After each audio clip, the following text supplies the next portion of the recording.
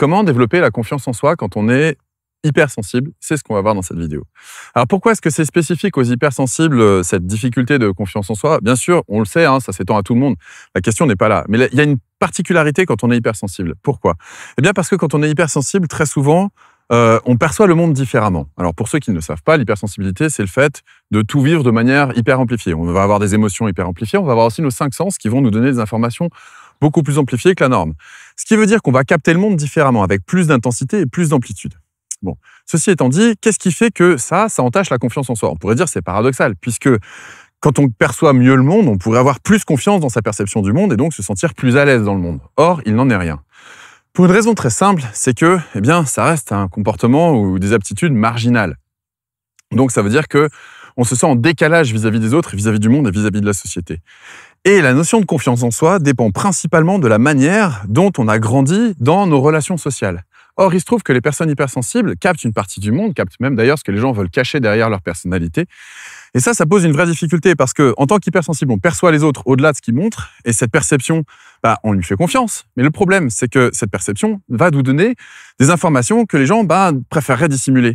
Et donc, ça va nous rendre détestables quelque part sans même le vouloir, alors qu'on veut le bien-être des gens. Et la vraie difficulté dans cette histoire, eh bien, c'est que ce rapport au monde, ce rapport à cette sensibilité, en plus, est moqué puisqu'elle n'est pas accessible aux autres. Dans notre enfance, on est souvent donc rejeté de par cette hypersensibilité, de par cette perception du monde. Et ce rejet va faire en sorte que on va avoir énormément de difficultés à développer des relations sociales de confiance. Bah oui, pourquoi? Parce que les gens, en général, qu'est-ce qu'ils cherchent? Ils cherchent à être validés par les autres. Or, nous, on voit les autres, on n'a pas besoin d'être validés ou de les valider, on les voit au-delà de leur apparence. Et tous ces gens qui jouent un personnage social, ça nous fatigue en fait quelque part. Donc, ils nous rejettent parce qu'on joue pas au même jeu social et quelque part on est un peu déçu de voir ces combats d'ego en permanence, ces recherches de reconnaissance et de validation par, je sais pas, l'argent, la matière ou que sais-je, ou les conquêtes amoureuses ou bref, peu importe, vous prenez le domaine que vous voulez pour rechercher cette reconnaissance. Eh bien, ce type de relation, en fait, nous, ça nous fatigue. Donc, on est rejeté par des gens qui, eux, jouent ce jeu-là. Puisqu'on joue pas le même jeu et qu'on voit au-delà de leur jeu, on les dérange. Résultat des courses, eh bien, on a du mal à développer une sensation de confiance. Et c'est pas une confiance en notre ressenti ou notre intuition, c'est une confiance dans nos aptitudes à développer des relations sociales satisfaisantes. Parce qu'on a été rejeté toute notre vie. Et quand on est rejeté finalement toute notre vie de par cette différence, il y a des drôles d'oiseaux qui font des drôles de cris, je sais pas si on l'entendra au micro, ça me surprend, j'avais jamais entendu ça. Mais bref, donc quand on est rejeté de par notre différence, eh bien on n'arrive pas à développer une confiance en soi sur le plan social. On arrive à avoir une confiance en soi sur le plan de notre intuition, comme je le disais, mais sur le plan de la relation sociale, ça devient quelque chose de beaucoup plus complexe. Et donc, ça fait que cette notion de confiance en soi dans la société, au sein de notre communauté d'humains, eh bien, est de plus en plus difficile à développer. Résultat des courses, on va se réfugier en nature. Au lieu de chercher à développer cette confiance qui nous paraît inaccessible parce que elle se serait basée sur des choses totalement inintéressantes finalement au niveau des jeux de relations sociales. Or, dès l'instant où on développe cette confiance en soi, qu'est-ce qui se passe? Eh bien, il se passe qu'on va pouvoir interagir de façon harmonieuse, respectueuse aussi du personnage de l'autre, pourquoi pas, et on va pouvoir dialoguer avec le fond de la personne, avec son être véritable, et on va pouvoir commencer à échanger des relations plus authentiques, beaucoup plus authentiques. Le problème, c'est que pour y arriver, si on n'a pas cette confiance en soi et qu'on tente de le faire, eh bien, on va se faire rabrouer parce que les gens vont rejeter ça. Alors que si on développe la confiance en soi et qu'on cherche des relations authentiques, ces relations authentiques vont être appréciées parce que respectueuses aussi du personnage, etc. Et donc, on va pouvoir, à ce moment-là, avoir des relations de plus en plus harmonieuses avec de plus en plus de gens et gagner en confiance. Encore.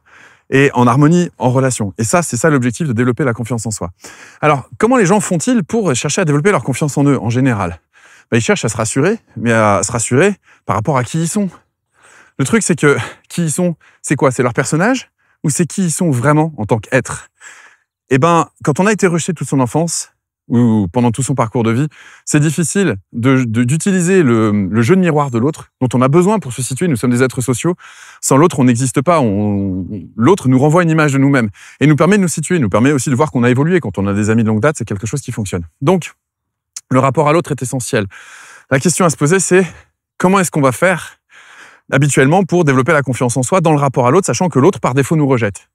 C'est compliqué parce qu'à chaque fois qu'un hypersensible commence à s'ouvrir, il se sent incompris, il se sent rejeté, il se sent rabroué et résultat, ça fait un effet huître ou un effet cocotte-minute, comme vous voulez, on se renferme sur soi et on n'ose plus être authentique. Et on n'ose plus partager. Et donc, du coup, on n'arrive plus à développer ce qu'on aimerait développer, c'est-à-dire ces relations authentiques. Et c'est pour ça qu'à mon sens, le développement de la confiance en soi, c'est hyper important. Se rassurer sur son personnage, se rassurer sur sa place sociale, se rassurer sur le fait d'être compris ou d'être incompris, c'est des choses qu'on essaye de faire quand on ne sait pas comment et par quel chemin développer la confiance en soi. Cette confiance en soi, j'ai mis longtemps avant de trouver un chemin valable pour la développer. Et ce chemin, je vous le partage dans un défi gratuit qui va durer 5 jours, qui va demander beaucoup d'investissement, pas financier, mais en énergie, en temps, en bousculade psychologique et émotionnelle. Si vous suivez mon travail, vous voyez de quoi je parle. Et donc, j'organise ce défi très bientôt. Vous pouvez vous inscrire, il y a le lien autour de cette vidéo. Et j'espère que ça va vous aider, si vous êtes hypersensible, à justement développer cette notion de confiance en vous pour enfin avoir des relations authentiques et ne plus être pris au piège de à chaque fois que j'essaie une relation authentique, je me fais rejeter comme dans mon enfance, j'en peux plus, j'en ai marre, je souffre trop, je vais me réfugier dans la nature. Voilà. Alors la nature, c'est très bien, j'ai rien contre, mais les relations humaines authentiques, c'est quelque chose d'extraordinaire. Je vous souhaite à tous de le vivre, vraiment, vraiment du fond du cœur. J'aimerais que vous puissiez tous le vivre. C'est d'ailleurs pour ça que je fais ce défi, que je fais ce défi gratuitement. Si jamais vous connaissez des personnes hypersensibles qui sont concernées par cette thématique et qui pourraient être intéressées par ce défi, je vous en prie, n'hésitez pas à partager cette vidéo. Sur ce, je vous remercie de m'avoir suivi et je vous dis à très bientôt. Prenez soin de vous. Ciao.